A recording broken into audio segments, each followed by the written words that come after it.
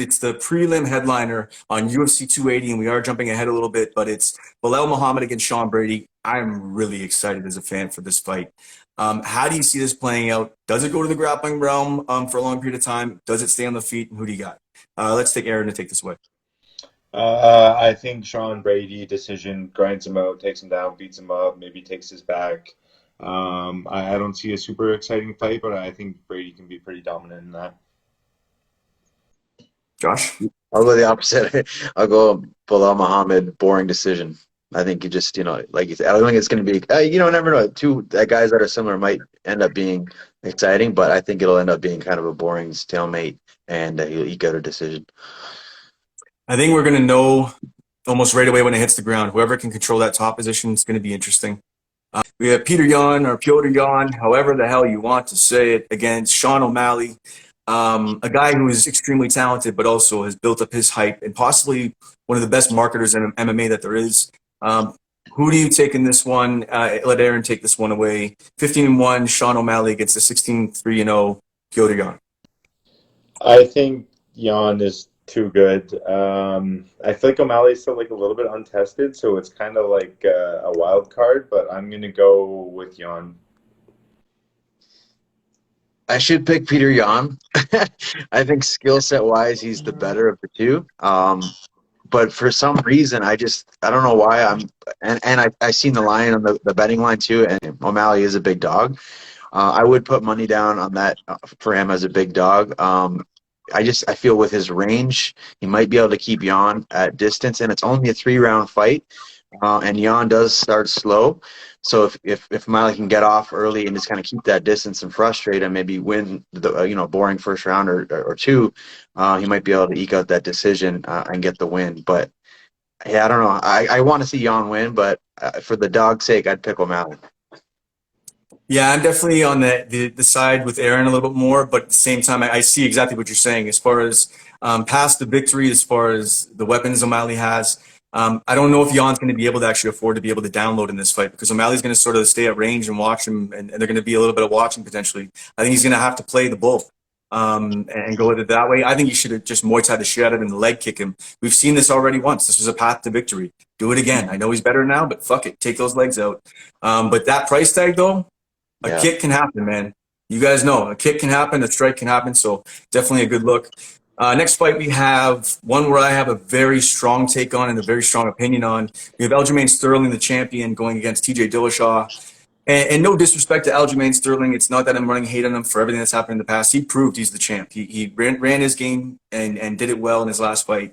But he sort of has a backpack, and that's about it. The hands are there. He's got some decent hands. But when you're talking about TJ Dillashaw, who's still live on the feet like as anybody, it's been almost 10 years since the Renan Barão fight when he showed off and showed up and was able to run his footwork and do what he needs to do. The guy's got scrambles. I'm just telling you straight up right now, I'm on the Dillashaw side of this one. I just think that dog money on Dillashaw all day. But I get it with, you could sit for 5 rounds, watch Sterling backpack him for most of it and accrue some points. So I'll let you take this one away, Josh. What's your take? Sterling, Dillashaw is the dog, the vet, a little bit of steroids in the past, but that's behind him. What's your take? No, the steroids. That shit ain't behind him. Dude, for a dog, I would take Dillashaw for sure as the betting man. This is a fight that I think is my first fight I'm actually cheering for Aljo to win. I really hope he does pull up. I don't think TJ deserves this shit. It comes back after, however many years suspension for doping and then gets one fight and get to win and then gets another title shot. So, yeah, I'm not down with it. I'm hoping Aljo wins, definitely. But as a dog pick, TJ's a good bet. And one point on that you're completely right about, that although I've sort of backed TJ, what he's done now, and especially from your guy's angle as a fighter, I get it. But with TJ, he's done what he's done. He gets his shot. And then Aldo pretty much loses his last chance in the win to a guy who doesn't even want to fight for the belt.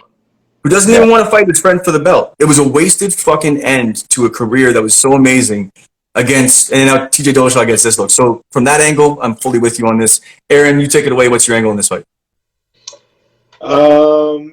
Like you said, Aljo's got the backpack. That's kind of his go-to. I don't know. I'm interested to see if just TJ's footwork can keep Aljo off the legs.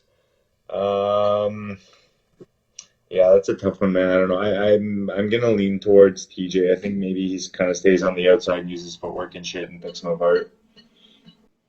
For sure. And I think the scrambles may be the difference, but I'm excited for the fight either way. Last fight that we will talk about, Charles Oliveira against Islam Makhachev. Everybody can make the argument as to the pedigree of fight or as he fought, the strength of schedule to get this shot, but Islam is the real deal as far as what you see in the cage. Oliveira is just, I don't know, he's like a serial killer in there, man. He's a murderer. The guy likes it to get bloody, and then he goes in for the kill. Right now, I don't have the current line, and it's farther ahead, so I'm not as worried about the lines, just more the breakdown. I really want you guys to dig into this one for me just to finish it up. Charles Oliveira, Islam Makhachev. Josh, you take this one away. Is it jiu-jitsu? Is it dominant grappling and wrestling? Be a submission from Oliveira, or is it going to be dominant grappling and wrestling from Makhachev? What's your take on this one?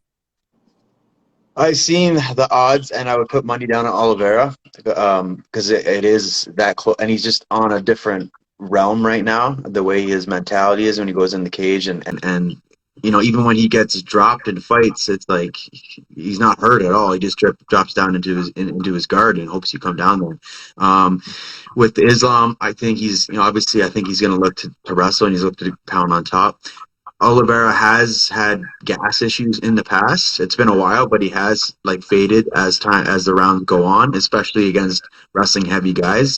So I think that will be a factor. I hope Oliveira wins. I'm cheering for him. But if I had to pick who I think is going to win, I'm going to go towards Islam. Okay. Aaron? Yeah, I agree. And I think Oliveira does fights like a little bit sloppy almost sometimes. Like he gets caught, he gets dropped, he gets taken down.